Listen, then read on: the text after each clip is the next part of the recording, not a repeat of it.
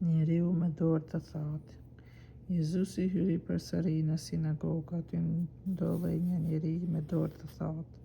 Ata e ruanin palë e do të shërojnë të shtunën, që të mund të paditnin.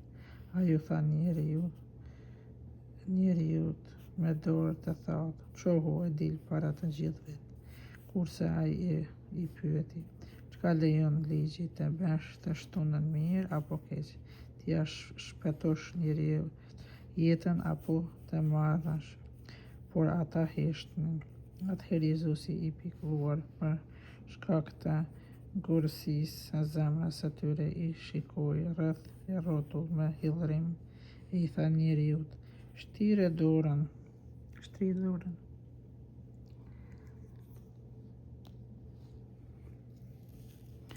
Ai iu shtriu dorën dhe ajo iu shërua. Farizejt dolën jashtë dhe menjëherë u tubuan në këshillin me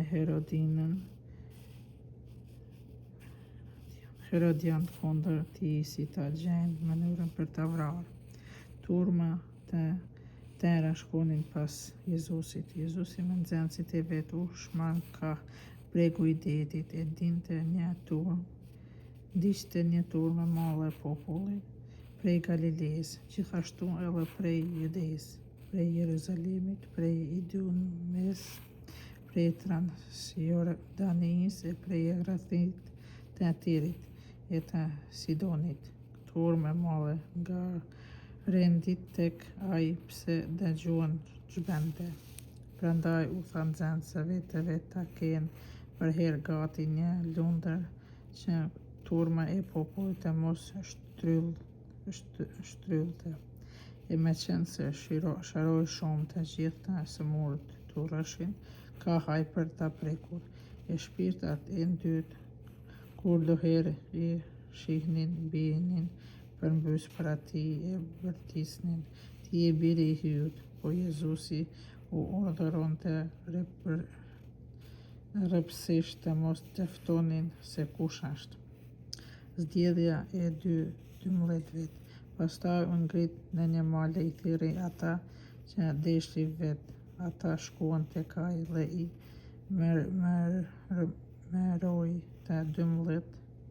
mëroi 12, të cilët edhe i quajti apostujt, që të jenë me të e ti dërgojnë të predikojnë, e të kanë pushtetin ti dëbojnë djajt. I emëroi para të 12 Simonin, të cilin i angjiti emrin Pjetër, Jakopit birit të Zebedeut dhe Gjonin, të vllain e tij që i quajti Boanerges, që do të thotë bijtë e Rufeis. Pastaj Andreun, Filipin, Bartolomeun, Mateun, Toman, Jakopin, Alfeun, Tadeun, Simonin Kananeas dhe Juda Iskariot, i cili e tradhtoi. Jezusi dhe Belezebuli. Jezusi u kthye në shtëpi prapë, u mblyo turmën e madhe saqë as nuk mund të hanin bukë. Kur morën vesh të tij,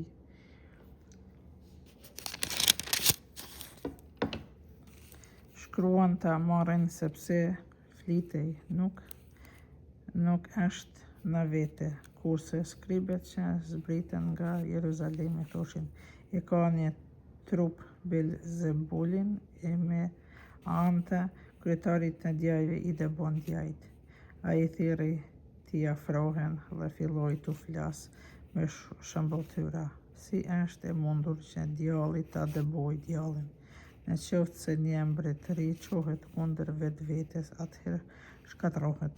Po, ashtu edhe ajo shtëpi që çohet kundër vetvetes, shkatërrohet. Nëse pra djalli çohet kundër vetvetes dhe që përqahet, ai shpartallohet, e i erdhi fundi, dhe dihet që s'ka njeri që mund të hyjë në shtëpinë e të fortit dhe t'ia marrë plaçkat pa e lidhur atë me parë.